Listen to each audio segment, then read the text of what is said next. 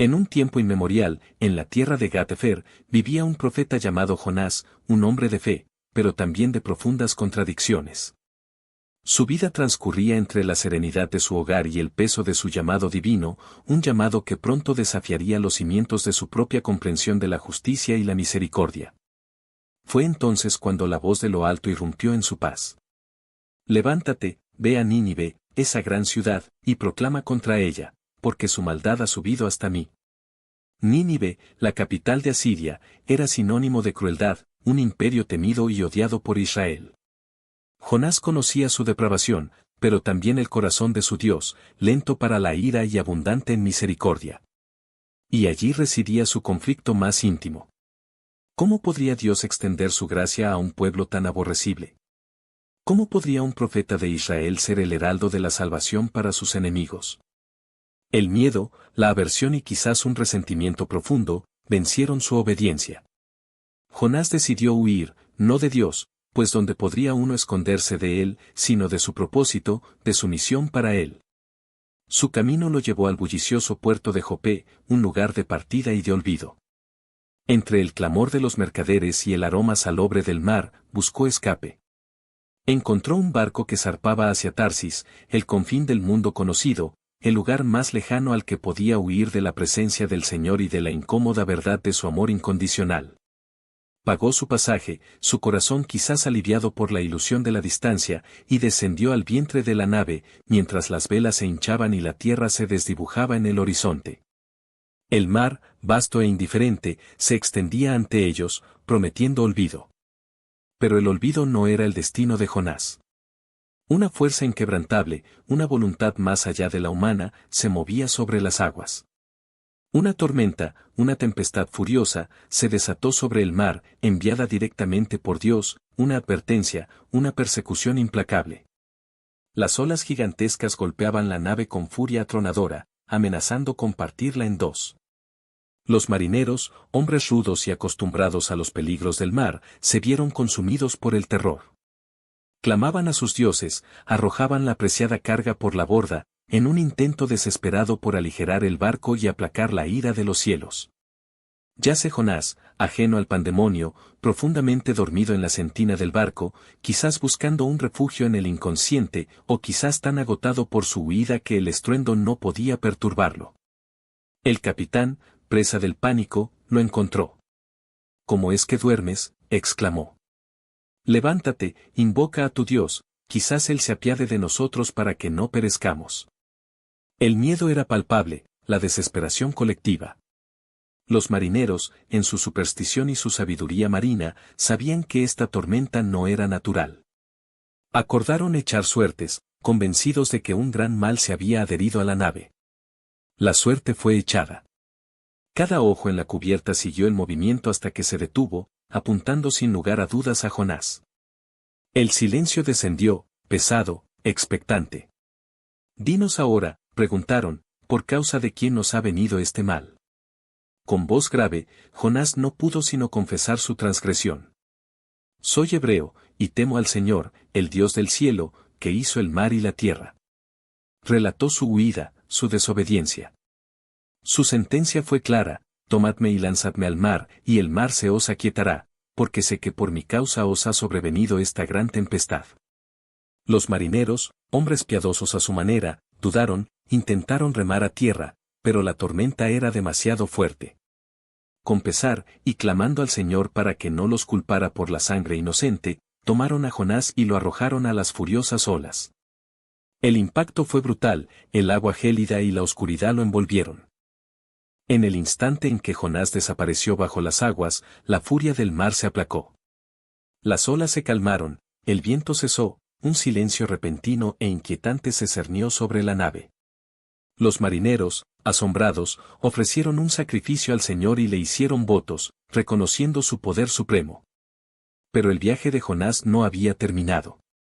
Dios, en su infinita providencia y en un acto de misericordia incomprensible, había preparado un gran pez para que se tragara a Jonás. No para destruirlo, sino para contenerlo, para darle tiempo a la reflexión y la redención. Jonás descendió a las entrañas de la criatura marina, a un abismo de oscuridad y humedad, un vientre que se convirtió en su tumba viviente. 3 días y 3 noches permaneció allí, en la quietud opresiva, el tiempo expandiéndose en una eternidad de reflexión y desesperación.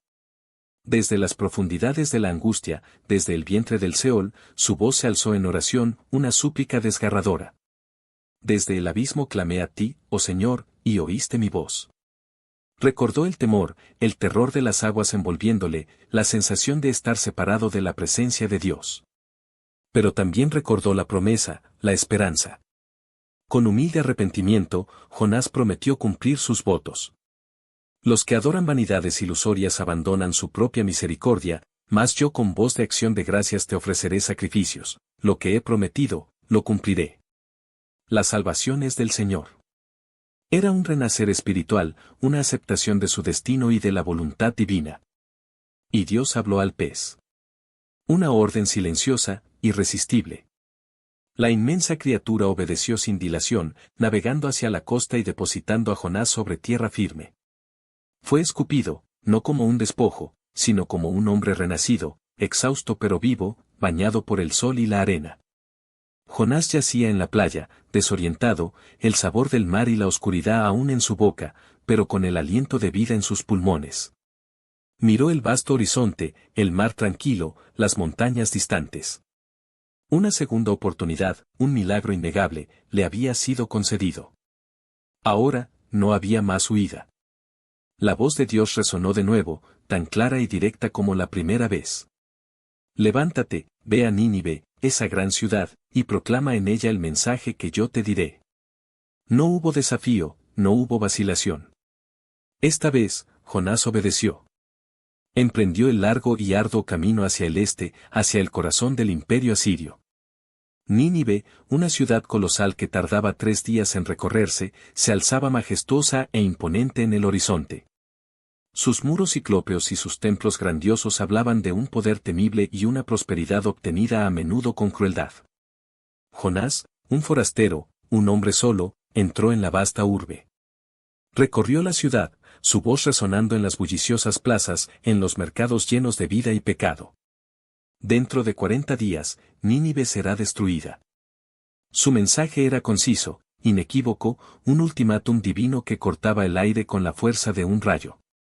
Para asombro de Jonás, y quizás del mismo cielo, la gente de Nínive creyó. No hubo resistencia, no hubo desafío. El temor al juicio divino se apoderó de sus corazones, un miedo que trascendía culturas y lenguas. La noticia llegó al rey, sentado en su trono, revestido de pompa y poder.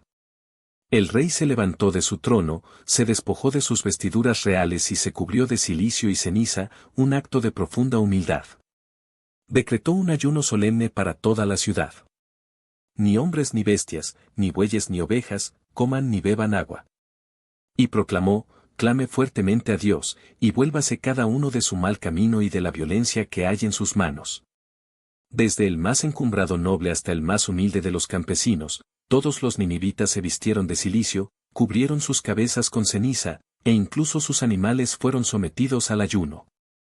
Un clamor de arrepentimiento, un lamento colectivo, se elevó desde la inmensa ciudad, una petición de misericordia genuina. Y Dios, el mismo Dios que envió la tormenta y el pez, el Dios de justicia y compasión, vio sus obras. Vio que se habían apartado de su mal camino. Y se arrepintió del mal que había dicho que les haría, y no lo hizo. Nínive fue perdonada, su destino de destrucción revertido por un acto de fe y humildad colectiva. Pero la reacción de Jonás fue de furia. «Oh Señor, ¿no es esto lo que yo decía estando aún en mi tierra? Por eso me apresuré a huir a Tarsis, porque sabía yo que tú eres Dios clemente y piadoso, tardo en enojarte, y grande en misericordia, y que te arrepientes del castigo». Su compasión por los ninivitas era nula. Salió de la ciudad, se sentó al este, y se hizo una enramada, esperando ver qué pasaría con la ciudad, deseando su destrucción. Dios, en su paciencia infinita, obró una vez más. Hizo crecer una planta de ricino, una enredadera que rápidamente se elevó, proporcionando una sombra fresca y agradable sobre la cabeza de Jonás, aliviando su descontento y el calor abrasador. Y Jonás se alegró en gran manera por la planta. Pero su alegría fue efímera. Al amanecer del día siguiente, Dios preparó un gusano que hirió la planta, y ésta se secó. Al salir el sol, Dios dispuso un viento solano ardiente que golpeó a Jonás con una fuerza abrasadora. Débil y desfallecido, Jonás deseó la muerte para sí, diciendo, mejor me es la muerte que la vida. Y Dios le habló, ¿haces bien en enojarte tanto por la planta?